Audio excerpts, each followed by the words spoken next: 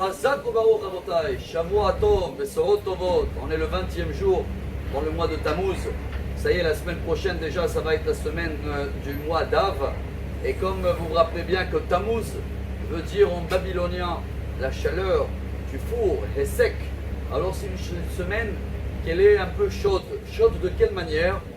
Vous connaissez tous la source de toutes les règles des cacherisations de ustensiles. Ce sera à Pessah, ou pour toute l'année, une vaisselle qui a été, il y avait du lait qui a été cuit, on veut la rendre viande. La source, elle est dans la paracha de cette semaine. Matot, après la guerre contre Midian, El-Hazar, le fils d'Aaron à Cohen, annonce à tout le monde, voilà, Dieu il a appris que chaque chose qui a touché le feu doit toucher le feu, etc.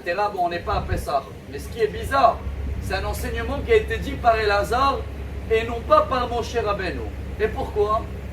Il dit le Talmud, la Gemara dans Psachim, page 66, que si quelqu'un il se met en colère, im hachamo chokhmato mistaleket mimeno, s'il est sage, il oublie tout ce qu'il a étudié. Im naviu nevuato mistaleket, même s'il est prophète, il oublie sa prophétie. Et d'où la Gemara elle apprend ça?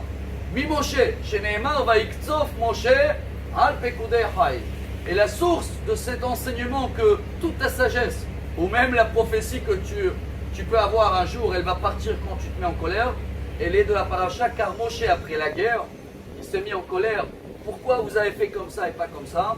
Et tout de suite après, qui c'est qui a enseigné à tout le peuple d'Israël les règles de cacherisation de vaisselle? El-Hazar, qu'est-ce qu'il dit Rashi?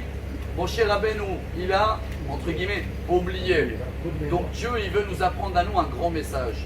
C'est le message du roi Salomon dans Michelet, je crois qu'en français on dit proverbe, dans le chapitre 16, verset 32. Tov erechapaim migibor ou moshel berucho miloked aïr. Extraordinaire en hébreu. En français, quelqu'un qui arrive à maintenir, à retenir sa colère, c'est le plus fort, le plus héros du monde. Et quelqu'un qui est moshel berucho, celui qui contrôle, celui qui comprend que la colère chez nous, il y avait des grands rabbins à l'époque, ils mettaient à côté d'eux ou une chemise spéciale colère, où ils avaient une petite boîte et avant de s'énerver, ils disaient attends, je vais prendre un peu de colère de la boîte ou je vais mettre la chemise spéciale colère. C'est-à-dire quelqu'un qui n'arrive pas à maîtriser et il se met en colère n'importe quel moment, chers amis, ça prouve que, oulala, la Gemara dit c'est comme si qu'il est un idolâtre. Pourquoi? On termine avec Baal Tanya. Il dit que quand je me mets en colère, c'est que je ne suis pas d'accord avec la situation que Dieu est en train de m'envoyer. Donc j'ai le mis de côté Dieu, comme si c'est un idolâtre. Venez cette semaine chaude, on prouve à Dieu qu'on va rester juste avec la chaleur de la clim, de température. Mais on va essayer de maîtriser notre colère, apprendre à vivre un message de la paracha. Et comme ça, Bezrat Hashem, très vite, cette semaine, elle va devenir une belle semaine. Shavua Tov et bonne journée.